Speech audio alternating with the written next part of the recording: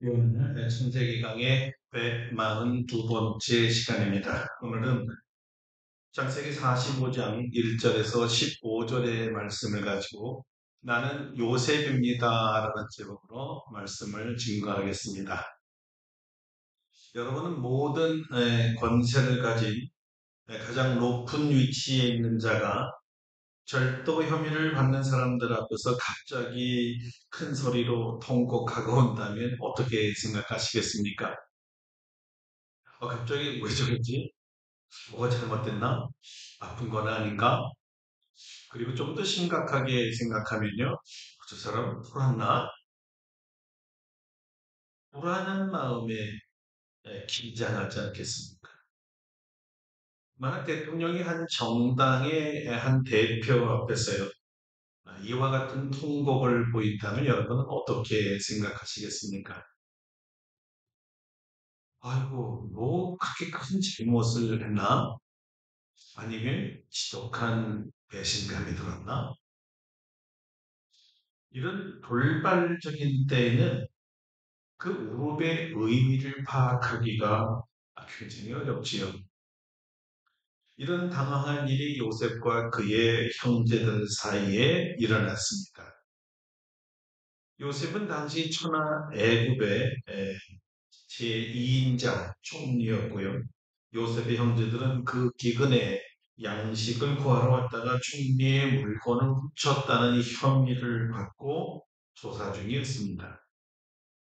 그런데 이런 일이 일어났으니 자기 앞에서 대성통곡을 하는 애국 총리를 보면서 과연 그 형제들은 무슨 생각을 했을까요? 이것이 오늘 본문의 이야기입니다.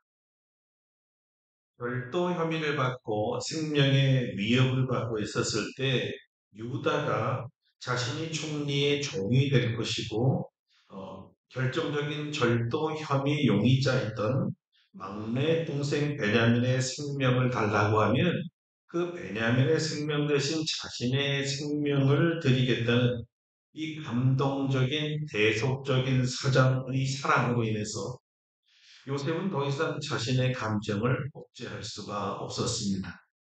그동안 꾹 참고 있던 이 감정이 폭발해버린 거죠.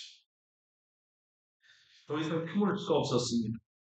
오히려 꾹꾹 눌러온 감정이기 때문에 한 번에 터져서 붙잡을 수가 없었습니다. 시종 드는 자들에게 다 물러가라고 소리쳤습니다. 형제들과 요셉밖에 남지 않았을 때 그는 자기가 누구인가를 알립니다.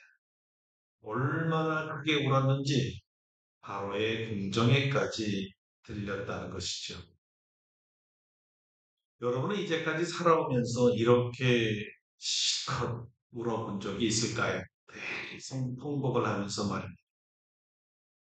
기뻐서 울던 슬퍼서 절망으로 울던 이 눈물이 하염시 펑펑 쏟아지고 그 소리가 마치 하늘 충동 소리처럼 온 천지가 들리도록 물어본 적은 있습니까? 아니면 그렇게 우는 사람을 보신 적은 있습니까? 오래전 제가 외국 땅에서 살았을 때 제가 등록하려고 하던 학교에서 거절을 당하고 문자 그대로 그냥 내동댕이 쳐진 적이 있었습니다. 학교에 입학할 자격이 충족되지 않아서 거절당한 것이 아니라 제가 한국인이라는 이유 때문에 그리고 거기다가 목사라는 이유 때문에 거절당했죠.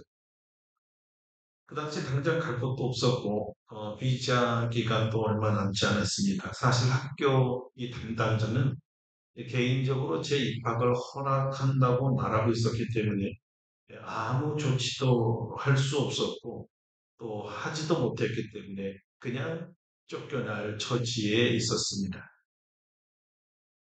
그런 부당한 거절이라고 생각했고 그런데 갈 곳은 없었고 의지할 사람도 없다고 생각하니까 함께 온 우리 가족들 때문에 그저 그냥 땅이 꺼져라고 한숨만 나왔습니다.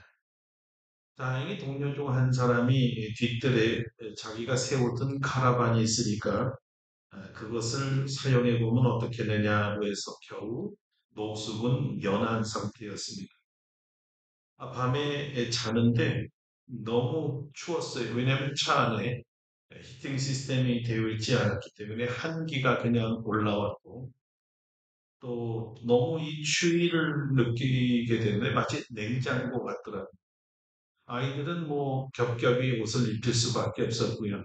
그나마 남 얇은 이불을 덮어주고 저희 내외는 그저 겉옷을 두르고 잘 수밖에 없었는데 아내와 그 자녀들이 그 자는 모습을 보니까 너무너무 마음이 아파서 견딜 수가 없었습니다.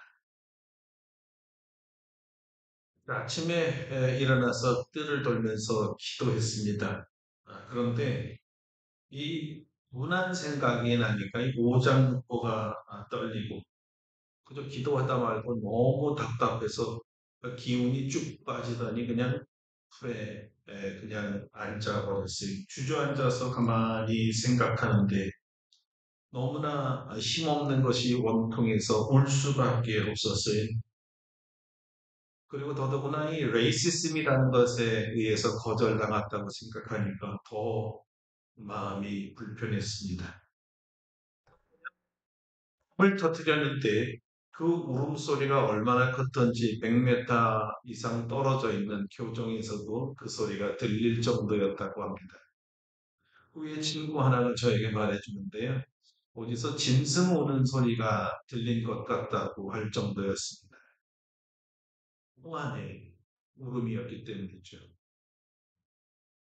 물론 요셉은 저와 같이 인종차별적인 거절의 아픔은 아니었을 것입니다.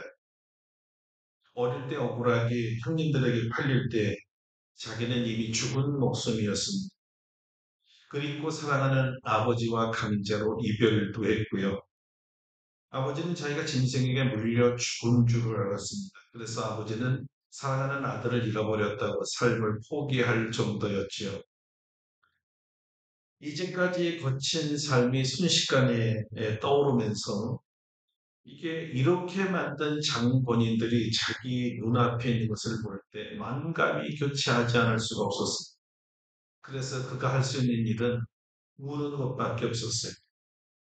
왜 울까? 요셉의 우는 모습을 보면서 형제들은 그냥 어리둥절하기만 했습니다.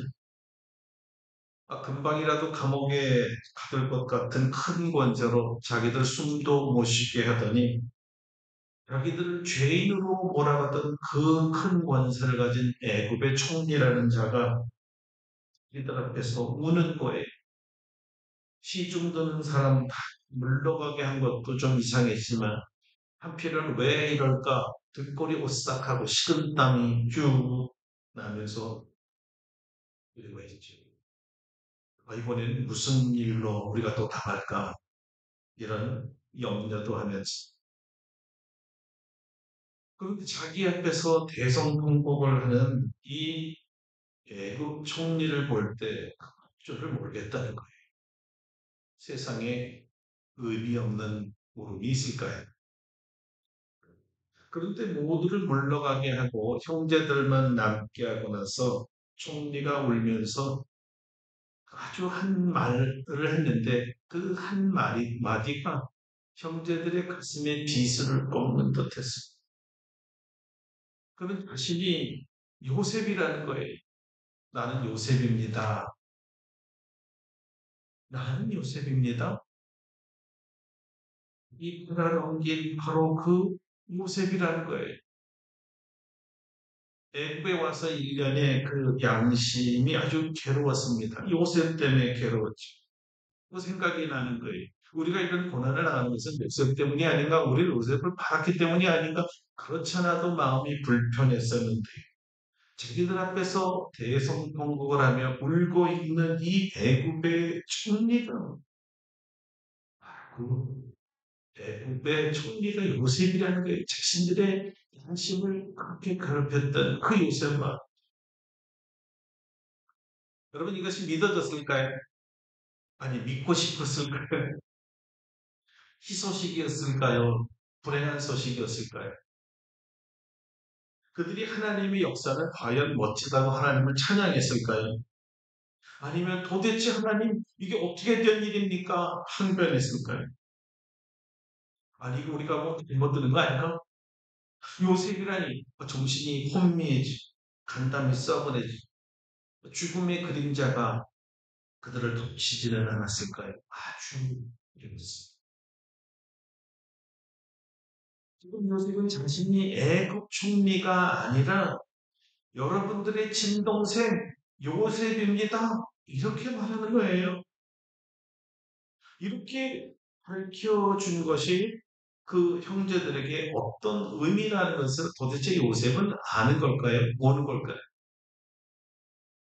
요셉, 우리 형제, 우리 구원자! 이렇게 반응했을까요? 뭐야, 요셉? 우리가 봤던 그 요셉이 살아있어?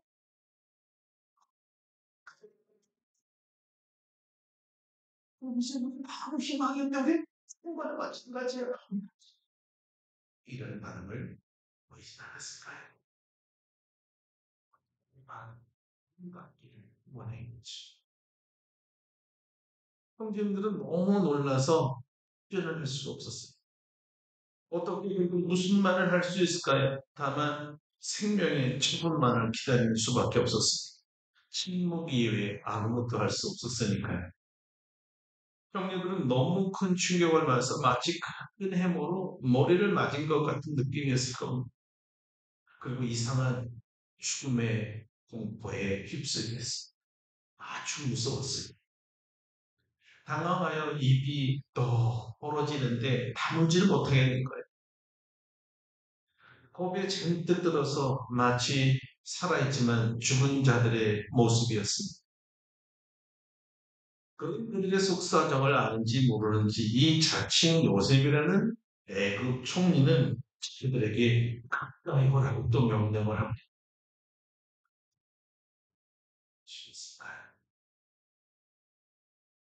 죽을 맛이었지. 또 떨어지지 않는 말로 가까이 가봤습니다. 그랬더니 더 확실하게 이는 당신들의 아우 요셉입니다. 또 이렇게 말하는 거예요. 그건 정말 그들이 듣고 싶지 않았던 말입니다. 알고 싶지 않았던 말이에요. 너무나 괴로운 말이었으니.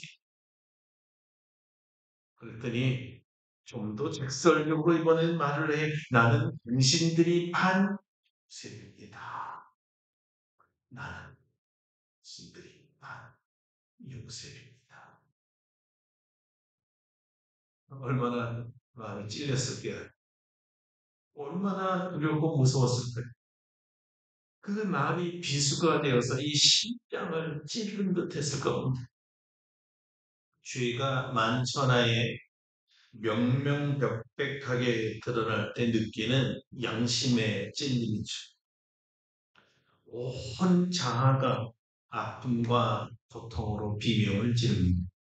몽크에 절규하는 사람처럼 말입니다. 죄의 찔림이라는 것은 이렇게 하는 것입니다. 어쩌면 마지막 날 심판날에 심판자이신 예수님 앞에서 우리가 섰을 때 마치 예수님께서 나는 너희가 십자가에 못 박은 예수라 이런 말을 들었을 때 우리 느낌이 어떨까요? 아니면 가룟 유다가 예수님 앞에 서 있는데 예수님이 말씀하시기를 나는 네가 바로 예수다. 이게 얼마나 놀랄까요? 무섭지. 또 얼마나 그 죄 때문에 그렇고 괴롭겠습니까? 그때의 괴로움을 줄이는 유일한 방법이 있다면 지금 주님께 우리가 지은 모든 죄를 자백하고 용서를 빕니다. 왜냐하면 주님께서 약속하시기를 만일 우리가 우리 죄를 자백하면 그는 미쁘시고 의로우사 우리 죄를 사하시며 우리를 모든 불의에서 깨끗게 하실 것이라고 약속하셨기 때문이죠. 그러니까 죄를 회개하는 자가 없다는 것입니다. 이제 요셉은 형님들이 자기를 반기고 구세주를 만난 기쁨이 아니라 자기를 판자가 애굽 총리가 되어서 서슬이 시퍼런 칼로 자기들의 목을 치를 권세자로 보고 있다는 것을 알아챘습니다. 그들은 요셉이라는 것을 가까이서 확인한 후에는 몸이 더 돌처럼 굳어졌습니다. 요셉은 이들의 공포와 심한 두려움에서 그 굳어진 몸과 마음을 풀어주기로 합니다. 요셉은 이렇게 달래는데요. 5절입니다. 당신들이 나를 이곳에 팔았다고 해서 근심하지 마소서, 한탄하지 마소서. 하나님이 생명을 구원하려고 나를 당신들보다 먼저 보내셨나이다. 요셉이 형님들을 위로할 수 있는 유일한 말은 하나님을 말하는 것이었어요. 하나님. 이 모든 것이 하나님의 섭리요, 계획이요, 하나님의 작품이라는 것을 설명할 필요가 있었습니다. 근본적인 이 목적은 가족의 생명을 구원하기 위함이었습니다. 요셉도 처음에는 잘 이해가 안 갔을지도 모르죠. 그러나 요셉은 꿈을 꾸었었고 미리 이런 고난을 그래서 예측할 수 있었었고 인생의 파란만장한 사건 속에서도 늘 하나님께서 말씀하셔서 이 모든 것이 하나님께서 하시고 있는 일이라는 것을 믿어왔습니다. 그리고 요셉은 자기가 가진 이 믿음을 형님들도 동일하게 받아들이도록 이제 설득하고 있는 것이 하나님이 하셨습니다. 그래서 5절부터 9절까지 이르기를 말할 때마다 이 일을 이루신 분이 하나님이라고 반복하는데요. 네 번이나 되풀이해서 강조합니다. 이렇게 말이죠. 나를 먼저 보내신 분이 하나님이십니다. 형제들의 생명을 보존하려고 보내신 분이 하나님이십니다. 나를 이루 보내신 분이 당신들이 아니라 하나님이 나를 총리로 세우셨습니다. 그렇죠. 요셉은 모든 역사의 주인이 하나님이심을 굳게 믿었습니다. 억울하고 말도 안 되는 사건이지만 하나님께서 가족을 구원하시기 위해 만든 작품이라고 이해를 갖고 믿었고 형님들에게 설득하려고 했을 때 형님들은 정말 이 사실이 그대로 믿어졌을까요? 그래도 우리가 시험이 났잖아요. 그래도 우리가 당신이 살려달라고 할 때 불쌍해 보지 않았어요.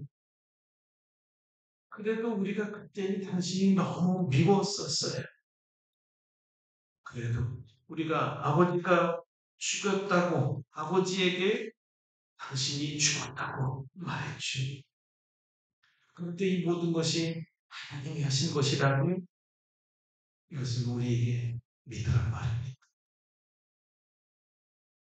여러분, 여기서 우리는 신앙인과 비신앙인의 차이를 발견할 수 있습니다. 신앙인은 인간의 생사하고 모든 것을 주관하시는 분은 하나님이라고 믿습니다. 반대로 비신앙인은 이 모든 것이 다 내가 한 것이라고 믿습니다.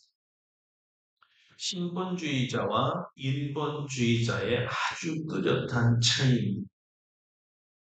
인본주의적인 사람은 자기 이외에 하나님이 보이지 않습니다.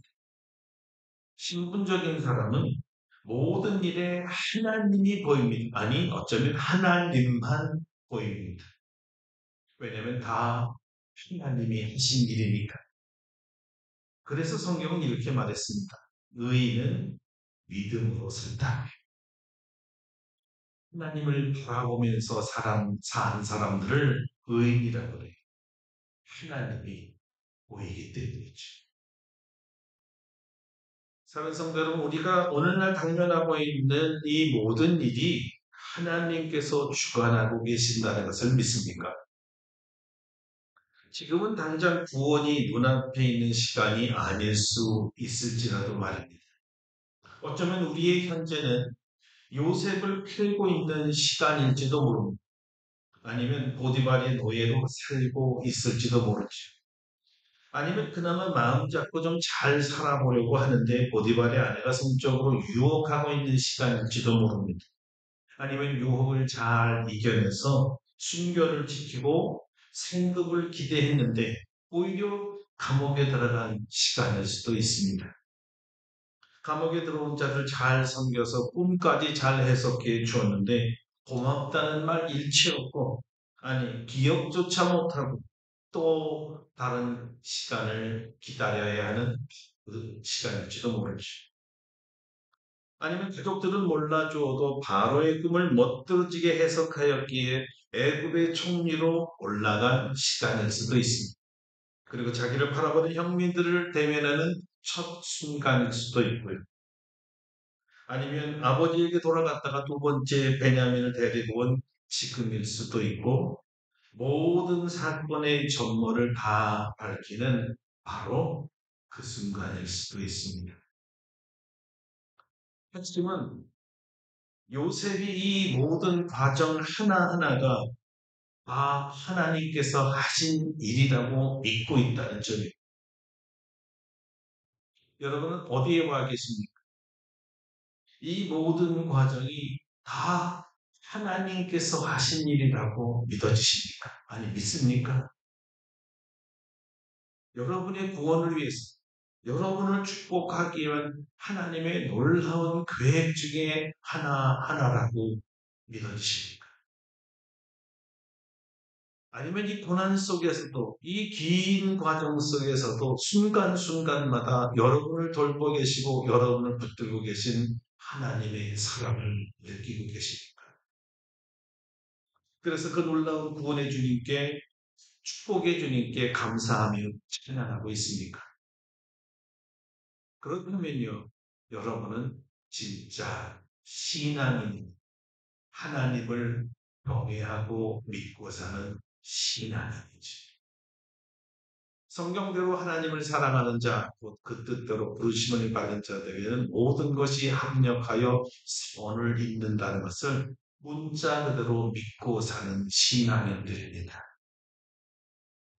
그렇다면 지금 흘리고 있는 홍한의 눈물은 그저 괴로움의 표현이 아니라 감사와 감격의 표현이 되어야 합니다. 어쩜 시편 기자가 이런 의미에서 눈물이 꿈의 눈물이라고 노래한 것은 아닐까요? 여호와께서 시온의 포로를 돌려보내실 때 우리는 꿈꾸는 것 같아도다. 그때 우리 입에는 웃음이 가득하고 우리 혀에는 찬양이 찼었도다. 그때 문나라 가운데서 말하기를 여호와께서 그들을 위하여 큰 일을 행하셨다 하였다. 여호와께서 우리를 위하여 큰 일을 행하셨으니 우리는 그보다 눈물을 흘리며 씨를 뿌리는 자는 기쁨으로 거두리로다. 울며 씨를 뿌리러 나가는 자는 반드시 기쁨으로 그 곡식단을 가지고 돌아오리로다. 아멘. 사랑하는 성도 여러분, 하나님을 믿으세요. 모든 일 하나하나가 다 하나님이 하신 일입니다.